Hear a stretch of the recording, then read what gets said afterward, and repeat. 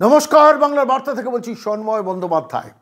রাজ্যের মাননীয় মুখ্যমন্ত্রী যিনি দুদিন আগে বিধানসভায় দাঁড়িয়ে যে বক্তব্য রেখেছেন বাড়ির বউয়ের অবৈধ সম্পত্তি মানেন না, তিনি প্রেস স্টেটমেন্ট করেছেন, আপনাদের মনে আছে সম্ভবত। আমি তারই প্রেক্ষিতে বারবার করে অনুসন্ধান করে দেখার চেষ্টা করেছি রাজ্যের মুখ্যমন্ত্রী যা বলেছেন তা সর্বৈব সত্য না অসত্য। আমি কোনো কমেন্ট করব না, কিছু তথ্য নিয়ে আজকে বাংলা বার্তায় আপনাদের কাছে এসেছি। যে তথ্যটা অন্তত অ্যাটলিস্ট সারা পশ্চিমবঙ্গের সর্বোত্তম পরিবার, সর্বোচ্চ স্তরের পরিবার, রাজ্যের মুখ্যমন্ত্রীর পরিবার যার সঙ্গে যুক্ত, তার প্রপার্টি ভ্যালু কি দেখিয়েছেন, কি দেখাননি, কত টাকার সম্পত্তি আছে, কয়লার টাকা সেখানে বিনিয়োগ আছে কিনা, যখন বাংলায় রাজনৈতিক মহলে চর্চা চলছে, আমাদের হাতে উঠে এলো নতুন তথ্য। এই মুহূর্তে আপনাদের একটা ছবি দেখাচ্ছি। যে ছবিটা আপনারা এই মুহূর্তে দেখছেন পর্দায়, তার নাম হচ্ছে Jay S Kamdar, son of late Sharad H Kamdar. আপনারা প্রশ্ন করতেই পারেন যে মানুষটাকে হঠাৎ টানাটানি করছি কেন। এই মানুষটিকে এই প্রতিবেদন যেদিন পেশ করছি তার আগে দীর্ঘক্ষণ ধরে তাকে শেষ পর্যন্ত ইডির প্রবর্তন ভবনে সাংঘাতিকভাবে জেরা করা হয়েছে। সাংঘাতিক কথাটা বলছি এই কারণে, ডিটেইল জেরা করা হয়েছে, কারণ ইডির হাতে যা তথ্য আছে এই মানুষটি তার সঙ্গে সম্পর্কযুক্ত। এবং যা শোনা গেছে, একই সঙ্গে মনজিৎ সিং জিট্টি, যাকে গত দুদিন মানে তার আগের দুদিন অর্থাৎ বুধবার তাকে প্রথম ডাকা হয়েছিল সকাল 11টায় ইডির প্রবর্তন ভবনে, সেদিনকে 5 ঘন্টা তাকে ইন্টারোগেট করা হয়েছে। পরের দিন বৃহস্পতিবার তাকে আবার ডেকে পাঠিয়ে 10 ঘন্টা ইন্টারোগেট করা হয়েছে এবং শেষ পর্যন্ত সেই মনজিৎ সিং জিট্টিকে আবার শুক্রবার দিন ডেকে পাঠানো হয়েছে ইডির প্রবর্তন ভবনে। প্র্যাকটিক্যালি এখন মনজিৎ সিং জিট্টির ওই ভবানীপুরের ঠিকানা ছেড়ে শেষ পর্যন্ত দিল্লি তার ঠিকানা হয়েছে এবং ইডির প্রবর্তন ভবনে তাকে এবং সামনাসামনি মিস্টার কামারকে ডেকে সামনাসামনি বসানো হয়েছে। কেন বসানো হয়েছে? ইডির নিশ্চিতভাবে ধারণা এখানে কয়লার টাকা ইনভেস্টমেন্ট আছে এদের বিজনেসের মধ্যে। আমাদের প্রশ্ন রাজ্যের মুখ্যমন্ত্রীকে আছে, মিস্টার কামারকে আপনি চেনেন কেন? মিস্টার কামার সম্প্রতি TV9-এর সঙ্গে সাক্ষাতে, একটা টেলিফোন সাক্ষাৎকারে সরাসরি বলেছেন কালীঘাটের সবাই আমাকে চেনে। আমাদেরও খালি কোয়ারিজ ছিল, কালীঘাটে সত্যি কে চেনেন? সবাই চেনেন মানে রাজ্যের মুখ্যমন্ত্রী চেনেন, তার পরিবারের সদস্যরা চেনেন? ঘাঁটতে কিন্তু যা পাচ্ছি সেটা যদি সত্যি হয় সাংঘাতিক। আপনাদের কাছে এই মুহূর্তে বাংলা বার্তায় আমি কিছু ছোট ছোট তথ্য পেশ করব, বাকিটা আপনারা বুঝে নিন। যা তথ্য পেশ করছি প্রত্যেকটা তথ্য বেসড অন দ্য ফ্যাক্টস, একদম রাজ্য সরকারের ভাড়ার থেকে আমরা যে তথ্যগুলো তুলে এনেছি সেইগুলো নিয়ে কথা বলছি। মিস্টার কামার, যার কথা বলছি, জয় এস কামদার, সেই মানুষটি ব্যবসাদার, রিয়েল এস্টেট বিজনেস, সান পাওয়ার রিয়েলিটি এলএলপি। এই মানুষটার সঙ্গে মুখ্যমন্ত্রীর পরিবারের কার্তিক বন্দ্যোপাধ্যায়ের সঙ্গে ব্যবসায়িক সম্পর্ক আছে। কেন ব্যবসায়িক সম্পর্ক আছে বলছি? কোনো খারাপ সম্পর্ক নেই, সত্যি বলছি, কোনো খারাপ সম্পর্ক নেই। আমরা যে তথ্য বার করেছি ঘেঁটে ঘুঁটে, সেটা হচ্ছে বোলপুরে, বীরভূমে তাঁদের একটি প্রপার্টি আছে, মানে সমীর ব্যানার্জি প্রপার্টি, এবং সেই প্রপার্টি তিনি হচ্ছেন ল্যান্ডলর্ড, এবং সেই প্রপার্টি ডেভেলপার্স হিসেবে যুক্ত হয়েছেন মিস্টার জয় এস কামদার। এর মধ্যেও কোনো অন্যায় নেই, বিশ্বাস করুন। একজন মানুষের প্রপার্টি থাকতে পারে, সেই প্রপার্টি আরেকজন ডেভেলপ করতে পারেন, সেই মানুষটার নাম জয় এস কামদার হতে পারে, এর মধ্যে কোনো অন্যায় নেই। এবার আসুন একটু এর পরের স্টেজে আসুন, প্রপার্টিটা কতটা আমি সেইটা আপনাদের কাছে দেখাই। মিস্টার জয় এস কামদার গতকাল দীর্ঘক্ষণ তাকে ইডি জেরা করেছে, কেন কয়লার টাকা ইনভেস্টমেন্ট আছে কোনো একটি স্বেচ্ছাসেবী সংগঠন, আবার বলছি কোনো একটি স্বেচ্ছাসেবী সংগঠন, তার নামও আমরা পেয়ে গেছি। সেই সংগঠনটির মাধ্যমে সেখানে কয়লার টাকা ইনরোড হতো এবং সেই টাকাটা আলটিমেটলি এই রিয়েল এস্টেট বিজনেসে ইনভেস্টেড হতো। এটাই অন্তত ইডির কাছে খবর, যার জন্য ইডি প্রেস নোট করে একদম কোল স্মাগলিং কথাটা হেডলাইনে বসিয়েছিল। নির্দিষ্ট তথ্যের ভিত্তিতে ইডি তথ্য পাওয়ার পর, সমস্ত ডকুমেন্ট হাতে পাওয়ার পর, তারপর আপনাদের মনে আছে, আমি একটু শুধু স্মরণ করিয়ে দিই, যে হঠাৎ আচমকা হানা দিয়েছিল 5A আর্ল স্ট্রিট কলকাতা, যেখানে বিক্রম সিকারিয়ার অফিস, সেখান থেকে 1,39,00,000 টাকা হাতে নাতে ধরেছিল, যেখানে তাঁদের কাছে খবর ছিল প্রায় 9 কোটি টাকা ক্যাশ যাচ্ছিল সেই অফিস থেকে হাত বদল হবে। কিসের জন্য? একটি নির্দিষ্ট গেস্ট হাউস 12 কোটি টাকায় কেনার কথা ছিল, 3 কোটি টাকা তার চেক শোন হয়েছিল ব্যাংকের অ্যাকাউন্ট দিয়ে, আর 9 কোটি টাকা কালো টাকা তাদের হাতে দেওয়ার কথা ছিল। সেইটা ইডি খবর পেয়ে দিল্লি থেকে ইডি চলে এসে সরাসরি কলকাতায় 5A আর্ল স্ট্রিটের অদূরে বসছিল ঘাপটি মেরে, এবং শেষ পর্যন্ত প্রথম গাড়িটা ঢোকার পর 1,40,00,000 ঢোকার পর নির্দিষ্ট স্থান থেকে খবর চলে যায় যে কোনোভাবে ইডি বা কোনো একটা বাইরের এজেন্সি আসছে রেড করতে, তখন বাকি গাড়িগুলোর রুট ডাইভার্ট করে দেওয়া হয়। শেষ পর্যন্ত সেদিন দুপুর বিকেল 5:20 সময় ইডি 5A আর্ল স্ট্রিটে ঢুকে 1,39,00,000 টাকা ডিসকভার করে। সরাসরি সেই সময় ঢুকে পড়েন বিক্রম শিকারিয়া, এবং বিক্রম শিকারিয়া ঢুকে পড়ার পর তাকে যখন ইডি চেস করার পর তিনি বলেন আমি আউটসাইডার, আমি ভিজিটার। ইডি সেটা মানতে চায় না এবং শেষ পর্যন্ত তিনি স্বীকার করেন। তাকে বসিয়ে তার সমস্ত টেলিফোন নিয়ে এন্টায়ার অফিসটাকে ঘিরে ফেলে সমস্ত অফিস থেকে সমস্ত রেকর্ড, মানে পেন ড্রাইভের রেকর্ড, পেপার্স যা উদ্ধার করে সমস্ত উদ্ধার করে নেয় ইডি। এবং শুধু উদ্ধার করে না, শেষ পর্যন্ত বিক্রম শিকারিয়াকে দিল্লিতে ডেকে পাঠায়। ইন্টারেস্টিং হচ্ছে 5A আর্ল স্ট্রিটে 53টা অফিসের রেজিস্ট্রেশন আছে, সেটা ইডি ডিসকভার করে এবং সমস্ত ডকুমেন্ট নিয়ে দিল্লিতে চলে যায়। এবং দিল্লিতে চলে যাওয়া শুধু নয়, বিক্রম শিকারিয়াকে সোমবার দিল্লিতে হাজির হতে বলে। সোমবার শেষ পর্যন্ত বিক্রম শিকারিয়া দিল্লিতে হাজির হন। তাকে ইন্টারোগেট করে ইডি নিশ্চিত হয় যা ডকুমেন্টস তারা অফিস থেকে পেয়েছেন, তাকে তো কোনো সময় সুযোগ দেননি, মানে সমস্ত কাগজপত্র একদম হাতে নাতে বমাল ধরেছেন। ফলে স্বাভাবিকভাবে সেইগুলো বিক্রম শিকারিয়া স্বীকার করতে বাধ্য হন যে কোথা থেকে টাকা পেয়েছেন, কত কোটি টাকা আছে, কত কোটি টাকা আসার কথা ছিল, সমস্ত স্বীকার করতে বাধ্য হন। এইবার ডাক পড়ে, আমরা এই তথ্যটা দিয়েছিলাম যে এইবার ডাক পড়ে মনজিৎ সিং জিট্টির, যিনি আরেকজন ব্যবসায়ী, একটি ধাবার মালিক এবং রিয়েল এস্টেট ব্যবসায় কালো টাকা কয়লার টাকা ইনভেস্ট করেন বলে অন্তত অভিযোগ ইডির কাছে জমা পড়ে। বুধবার দিন, সোমবারের পর একদিন ইডি সারাক্ষণ সমস্ত কেস রেকর্ড ঘেটে শেষ পর্যন্ত বুধবার দিন মনজিৎ সিং জিট্টির ডাক পড়ে সকাল 11টা। যা ঢোকার সময়, যখন ইডির প্রবর্তন ভবনে ঢুকতে যান, ঢোকার সময় তিনি বলেন আমাকে ডেকে পাঠিয়েছে, কয়লা ছাই হয়ে যাবে। বেরিয়ে আসার সময় প্রায় 5 ঘন্টা জিজ্ঞাসাবাদের পর বেরিয়ে আসার পর সাংবাদিকরা যখন তাকে চেপে ধরেন, তখন তিনি বলেন যে হ্যাঁ, আমার কাজুরি বন্দ্যোপাধ্যায়ের সঙ্গে যৌথ সম্পত্তি আছে, অনেক ঢোক গিলে বলেন। আমি এই সমস্ত ঘটনাটা একটু প্রেক্ষাপটটা বলে নিচ্ছি, তাহলে আজকে যা বলবো সেটা বুঝতে সুবিধা। এই পর্যন্ত ছিল মনজিৎ সিং জিট্টি। বিক্রম শিকারিয়াকে দিল্লিতে থেকে যেতে বলা হয়, মনজিৎ সিং জিট্টিকেও দিল্লিতে থেকে যেতে বলা হয়। বুধবার দিন 5 ঘন্টা জেরা, বৃহস্পতিবার দিন 10 ঘন্টা জেরা এবং গতকালও দীর্ঘক্ষণ জেরা। টাইম আওয়ার্সটা আমরা জানি না। গতকাল জেরার পর এক ঘরে ওকে জেরা করে, আরেক ঘরে মিস্টার কামদারকে জেরা করা হয়। এবার দুজনকে মুখোমুখি বসিয়েও জেরা করা হয়। লাস্ট যা খবর আমরা ইডির সূত্র ধরে পেয়েছি। এই পর্যন্ত ঘটনাটা একটা টার্ন ছিল, কিন্তু এই মিস্টার কামদারকে ডেকে পাঠানোর পেছনের কারণ হচ্ছে তার নামটা কিন্তু আলটিমেটলি ওই পেপার্স থেকে বেরিয়ে আসে, যেটা মিস্টার বিক্রম শিকারিয়ার অফিস থেকে উদ্ধার করে ইডি।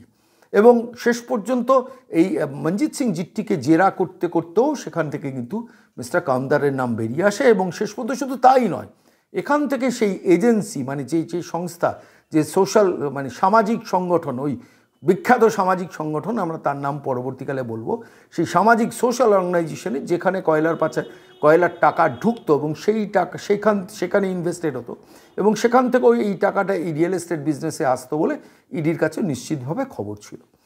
এরপর এই মিস্টার কামদারকে যখন ডেকে পাঠানো হয়, তখন ইডির হাতে যে খবরটা পৌঁছে, সে খবরটা এই মুহূর্তে আপনাদের কাছে বলছি। মিস্টার জয় এস কামদার ডেভেলপার হিসেবে যে প্রপার্টিতে ঢোকেন, সেই প্রপার্টিটা হচ্ছেন কার্তিক বন্দ্যোপাধ্যায়, অর্থাৎ সমীর বন্দ্যোপাধ্যায়। এখানে কোনো অন্যায় নেই, কোনো অপরাধ নেই। বোলপুর মৌজার মধ্যে, বোলপুর নির্দিষ্ট একটি মৌজার মধ্যে, সেখানে একটা নির্দিষ্ট particular property mister Kartik Banerjee থাকে এবং সেখানে মিস্টার জয় এস কামদার সেটা ডেভেলপ করতে যান। এই রিপোর্টটা আমরা হাতে পেয়েছি, যার ডিড নাম্বার হচ্ছে 19030664/2019। ডেট অফ রেজিস্ট্রেশন, এইবার আসুন আস্তে আস্তে আমরা তথ্যের ভেতরে ঢুকি। ডেট অফ রেজিস্ট্রেশন হচ্ছে 29/11/2019। 29/11/2019 এই প্রপার্টিটা রেজিস্ট্রেশন হয় এবং শেষ পর্যন্ত ডেভেলপারের হাতে মিস্টার জয় এস কামদার এইখান থেকে জড়িয়ে যান কার্তিক ব্যানার্জির সঙ্গে। আমরা হিসেব করে দেখছিলাম যে 4টে খতিয়ান, একটাই খতিয়ান, মানে 4টে ভাগে প্রপার্টিটা ভাগ হয়ে থাকে।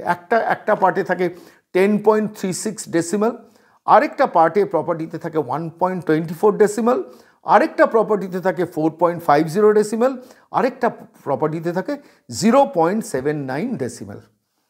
কৌতূহলবশত বিশ্বাস করুন, আমার মনে হচ্ছিল আমাদের রাজ্যের মুখ্যমন্ত্রী, তাঁর ভাই, তিনি প্রপার্টি কিনেছেন, তিনি ডেভেলপ করেছেন।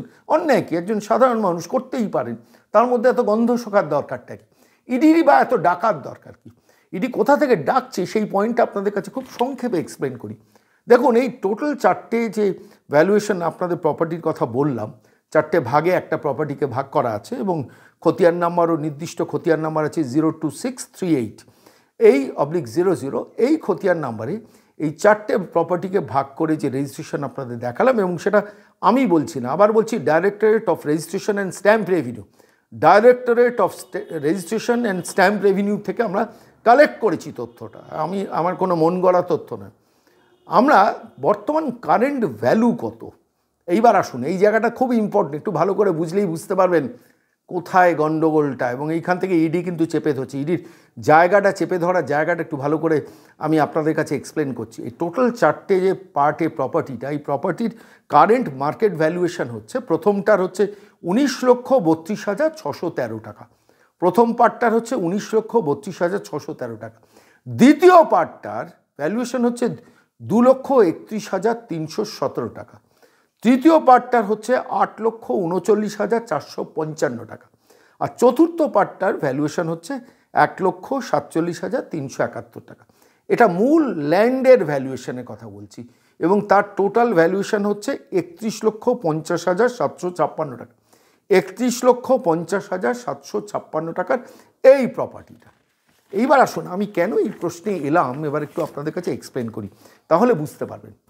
আপনারা কাজরি বন্দ্যোপাধ্যায়, যিনি সমীর বন্দ্যোপাধ্যায় সম্মানীয় স্ত্রী এবং সম্মানীয় কাউন্সিলর সম্ভবত 73 নম্বর ওয়ার্ডে, তিনি 29শে নভেম্বর 2021 যে ডিডটা মানে ডিড বলবো না, মানে যেটা ওই ইন্ডিয়ান নন জুডিশিয়াল স্ট্যাম্প পেপারে যে হলফনামা দিয়েছেন, সেখানে কার্তিক বন্দ্যোপাধ্যায় যে প্রপার্টি দেখিয়েছেন, সেই প্রপার্টির টোটাল ভ্যালুয়েশন দেখিয়েছেন সেখানে 69,62,161 টাকা। ভালো করে শুনুন, 69,62,161 টাকা, 69,62,161 টাকা। 4টে প্রপার্টি সেখানে শো করেছেন, 4টে প্রপার্টি শো করেছেন। 4টে প্রপার্টির সর্বমোট মূল্য হচ্ছে 69,62,161 টাকা। এখানেই প্রশ্ন, এখানেই ইডি যেটা গেস করতে পেরেছে, এবং সেইখান থেকেই ইডি কিন্তু ঢুকছে পুরো ইনভেস্টিগেশনটায়, যে এত আন্ডার ভ্যালু কী করে হচ্ছে। 29শে নভেম্বর 2021 যে এস্টিমেটটা দিচ্ছেন, সেই এস্টিমেটটা আজকের কারেন্ট ভ্যালুয়েশন থেকে মারাত্মক কিছু তো তফাৎ হবে না।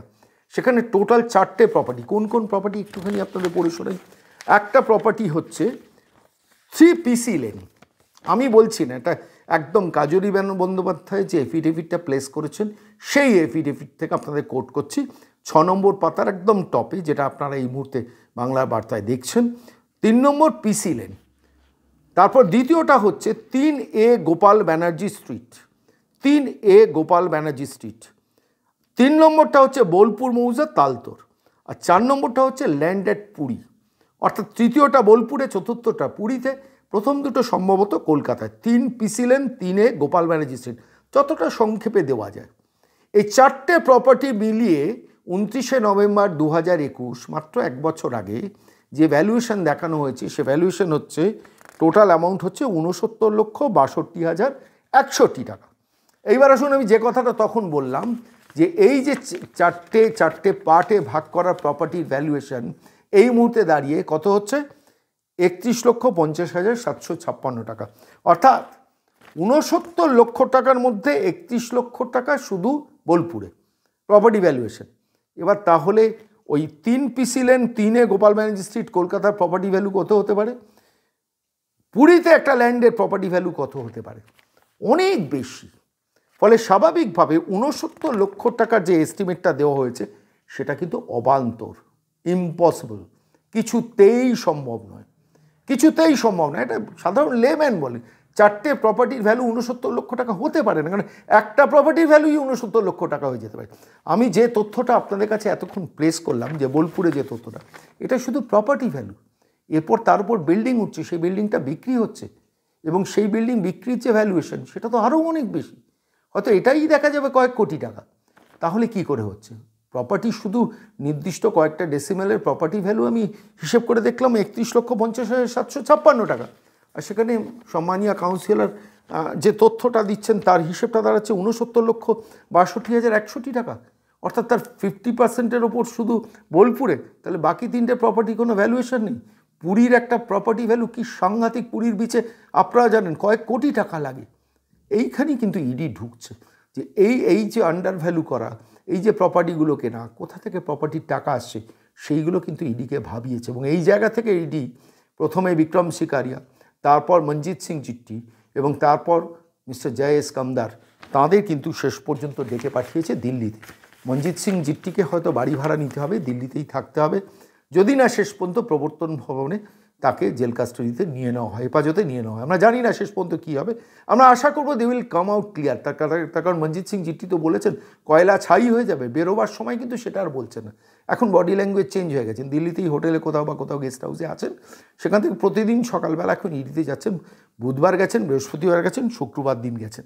এবার প্রশ্নটা হচ্ছে, আমি এই জায়গাটাতে আসার চেষ্টা করছি, যা তথ্যটা আপনাদের কাছে প্লেস করলাম, প্রপার্টিকে আন্ডার ভ্যালু দেখানো, অর্থাৎ কম করে দেখানো, যেভাবে মনজিৎ সিং জিট্টি বলছেন ওই সালসার গেস্ট হাউস তিনি নাকি 3 কোটি টাকায় কিনছেন, অথচ ইডির কাছে খবর হচ্ছে প্রপার্টি হচ্ছে 12 কোটি টাকার। এই যে 9 কোটি টাকা কালো টাকায় হ্যান্ড ওভার করা, এইটাই কিন্তু কয়লার টাকা ইডির সন্দেহ। ফলে এই টাকাটার থেকেই 1,39,00,000, যেটা হিসেব বিক্রম শিকারিয়া দিতে পারছে না। আপনাদের একটু মনে করিয়ে দিই, বিক্রম শিকারিয়া কী বলেছেন আমরা জানতে পারিনি, কিন্তু মনজিৎ সিং জিট্টি কিন্তু প্রেসের সামনে বলেছেন ওটা বিক্রম শিকারিয়ার ব্যাপার, ওর অফিসে তো আমার অফিস নয়, ফলে আমি বলতে পারবো না। পুরো বলটা ঠেলে দিয়েছেন বিক্রম শিকারিয়ার দিকে। একটু ভালো করে দেখুন, বিক্রম শিকারিয়া তিনি কিন্তু এখন লাইমলাইটে নেই, তাকে কোনো সংবাদ মাধ্যম ধরতে পারছে না, তাকে কিন্তু ইডিও প্লেস করছে না। আমাদের কাছে যা খবর, বিক্রম শিকারিয়া কিন্তু শেষ পর্যন্ত নিজেকে বাঁচাতে হয়তো, কারণ তার অফিসেই তো টাকাটা পাওয়া গেছে, হয়তো রাজসাক্ষী হয়ে যেতে পারেন। হবেন কি হবেন না সেটা ভবিষ্যতে পাবে। আমি আজকের প্রতিবেদনে আরেকটা খুব উল্লেখযোগ্য তথ্য দেবো, সেটা হচ্ছে এটা তো সোন প্রপার্টির মধ্যে আমি হিসেবটা আপনাদের বললাম যে প্রায় 69 লক্ষ টাকার দেখানো ভ্যালুর মধ্যে 31 লক্ষ টাকা শুধু বোলপুরে। আমি বাকি তিনটে প্রপার্টি ভ্যালুয়েশন করলে কত কোটি টাকা হবে আমরা কেউ জানি না। সেই জায়গাটা কে ধরবে? ইডি ধরার জন্যই কিন্তু শেষ পর্যন্ত পড়ে আছে পুরো ব্যাপারটা। এবার আসুন, আমি আরেকটা দ্বিতীয় তথ্য আপনাদের কাছে দেব, যেটা গতকাল কিছুটা দিয়েছিলাম। আমাদের কাছে একটা নির্দিষ্ট তথ্য আছে, জানেন। আমি জানি না, কার্তিক বন্দ্যোপাধ্যায়কে আমি বলেছিলাম, সরাসরি ওপেন ফোরামে বলেছিলাম, কার্তিকবাবু আপনি আমাদের ডাকুন, আমি সরাসরি কিছু প্রশ্ন করবো, আপনি উত্তর দিন, আমরা বাংলা বার্তায় সেটা সরাসরি টেলিকাস্ট করবো, অসুবিধে কিছু নেই। আমরা বিশ্বাস করতে চাই, বিশ্বাস করুন, সর্বোচ্চ স্তরে সর্বোচ্চ পদের একজন মানুষ, রাজ্যের মুখ্যমন্ত্রী, আমাদের সম্মানীয়, আমারও মুখ্যমন্ত্রী, তার সমালোচনা করি, কিন্তু তাকে আমরা ভীষণ পছন্দ করি, তার কারণে তিনি এত কিছু বিষয় আমাদের কাছে কথা বলার সুযোগ দেন, সেটা আমাদের কাছে অত্যন্ত গুরুত্বপূর্ণ। সেই পরিবারের সদস্য আপনি, আপনার পরিচ্ছন্ন ভাবমূর্তি বাংলা স্বার্থের প্রয়োজন। ফলে আমি কার্তিকবাবুকে সরাসরি বলেছিলাম যে প্লিজ আমাদের ডাকুন, আমরা একটা ইন্টারভিউ নিই, আমরা যে বিষয়গুলো বাংলার মানুষের সামনে তুলে ধরছি সেই তথ্যগুলো ভুল না ঠিক আপনি বলুন। আপনি যদি বলেন ভুল, তাহলে আমি আপনার কাছ থেকে ডকুমেন্ট চাইব।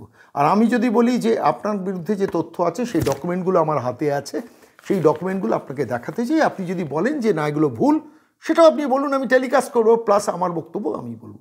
এখনও পর্যন্ত ডাকেননি, জানি না শেষ পর্যন্ত পিসি দিদিকে দিয়ে পুলিশ পাঠিয়ে দেবেন কি না, আমি জানি না সেই প্রশ্নে আমি যাচ্ছি না, সেটা অন্য প্রসঙ্গ। কিন্তু আমি আজকে এই প্রতিবেদন শেষ করার আগে একটা অত্যন্ত গুরুত্বপূর্ণ প্রশ্ন রেজ করব। যে প্রপার্টিটা শোন হয়েছে সেটা নিয়ে আমি এতক্ষণ আলোচনা করলাম, চতুর্থ আরেকটা হিসেব আমাদের কাছে এসছে।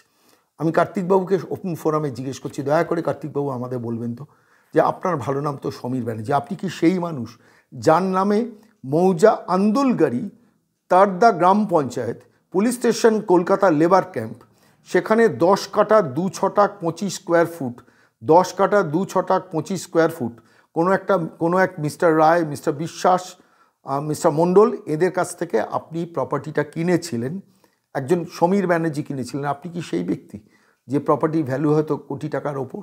কেন আমি বলছি, তথ্য বলছে যে 10 কাটা 2 ছটাক 25 স্কোয়ার ফুট, 10 কাটা 2 ছটাক 25 স্কোয়ার ফুট, এই প্রপার্টিটার কারেন্ট মার্কেট ভ্যালু কত হতে পারে? কলকাতা লেদার ক্যাম্প থানার মধ্যে অধীন এই প্রপার্টিটা, এটাও কিন্তু সমীর ব্যানার্জি নামে রেজিস্ট্রেশন আছে। আমার আপনার কাছে প্রশ্ন থাকলো সমীরবাবু, এই প্রপার্টিটাও কি আপনার? এই প্রশ্নটা রাখছি এই কারণে আজকের দিনে আপনি কিন্তু খুব আলোচিত বিষয়। আপনি প্লিজ সামনে আসুন, ক্লিয়ার করুন, সব কিছু পরিষ্কার করুন। তার কারণ ডাক পেয়েছেন বিক্রম শিকারিয়া, ডাক পেয়েছেন মনজিৎ সিং জিট্টি, ডাক পেয়েছেন মিস্টার জয়েশ কামদার। এবার আপনি হয়তো ডাক পাবেন কিংবা কাজরি বন্দ্যোপাধ্যায় ডাক পাবেন, কেউ না কেউ হয়তো ডাক পাবেন। যা যা তথ্য হাতে এসছে, কারণ ইডি ইতিমধ্যে পরিষ্কারভাবে ইডির সূত্র ধরে আমরা যা জেনেছি, একটি নির্দিষ্ট সমাজসেবী সংগঠন, সেই সংগঠনও কিন্তু এর মধ্যে জড়িয়ে গেছে। প্রমোটাররা জড়িয়েছে, ধাবার মালিক যেমন জড়িয়েছে, বিজনেসম্যান যেমন জড়িয়েছে, অত্যন্ত ইনফ্লুয়েন্সিয়াল একজন মানুষ জড়িয়েছেন, একজন রাজনৈতিক মন্ত্রী জড়িয়েছেন, যিনি কালো টাকা সাদা করেছেন এইসব ব্যবসা দিয়ে। ইডি পরিষ্কার অফিসিয়াল নোট দিয়ে জানিয়েছে। আমি কার্তিকবাবুর কাছে অনুরোধ করবো, যা যা তথ্য বেরিয়ে আসছে আমরা প্রতিদিন বাংলা বার্তায় দিচ্ছি। ভালো লাগছে না আপনাকে নিয়ে এত আলোচনা করতে, বিশ্বাস করুন আপনার সম্বন্ধে আরও আরও আরও আরও অনেক তথ্য আমাদের ফাইলে চলে এসছে, কিন্তু বিশ্বাস করুন একটি তথ্যও আমরা প্রকাশ্যে আনবো না যতক্ষণ না সেটা আমরা আমাদের লেভেল থেকে ভেরিফিকেশন করি। যেমন এই তথ্যগুলো যেগুলো আপনার সামনে পেশ করলাম, সমস্ত তথ্যগুলো কিন্তু একদম পশ্চিমবঙ্গ সরকারের ভূমি রাজস্ব দপ্তরের বিভিন্ন সাইট থেকে আমরা রাত জেগে জেগে খুঁজে খুঁজে বার করে বাংলার মানুষের জন্য পেশ করলাম। দয়া করে কার্তিকবাবুকে কেউ ভুল বুঝবেন না, দয়া করে কাজরি বন্দ্যোপাধ্যায়কে কেউ ভুল বুঝবেন না, যতক্ষণ না তাঁরা ইডি তাদের কনভিক্ট করে। আমি শুধু একটা কথাই বলবো, তাঁদেরকে বলবো, অন্তত রাজ্যের সম্মানীয় মুখ্যমন্ত্রীর সম্মান রক্ষার জন্য আপনারা প্রকাশ্যে আসুন, প্রকাশ্যে প্রেস কনফারেন্স করে বলুন আমরা যে যে তথ্যগুলো বাংলার মানুষের সামনে তুলে ধরছি, প্রতিদিন যেসব ডকুমেন্টগুলো তুলে ধরছি, এগুলো সব ভুল। আমরা বিশ্বাস করুন আপনাদের সেই বক্তব্য সম্প্রচার করব। আপনি আমাদের ইন্টারভিউ না দিন, আপনার প্রকাশ্যে একটা প্রেস কনফারেন্স করুন না, প্রেস ক্লাবে গিয়ে একটা প্রেস কনফারেন্স করুন, করে বলুন যে এই তথ্যগুলো এই বাংলার ভূমি রাজস্ব দপ্তর থেকে ডকুমেন্ট হিসেবে সন্ময়বাবুরা দেখাচ্ছেন, সেগুলো সব ভুল। বিশ্বাস করুন আমাদেরও ভীষণ ভালো লাগবে, কারণ at the end of the day আমাদের রাজ্যের মুখ্যমন্ত্রীর নামও তো জড়িয়ে যাচ্ছে। আপনি তো তার ভাই, আর আপনার স্ত্রী তো সেই পরিবারের সম্মানীয় সদস্য, তিনি একজন নির্বাচিত কাউন্সিলর, বলে তার সম্মান রক্ষাটাও আমাদের কাছে কিন্তু কাঙ্ক্ষিত। প্লিজ কাম আউট, একটা প্রেস কনফারেন্স করুন, আমাদের নাই বা ইন্টারভিউ দিলেন, সেটাই আমরা সম্প্রচার করব বাংলার বার্তায়।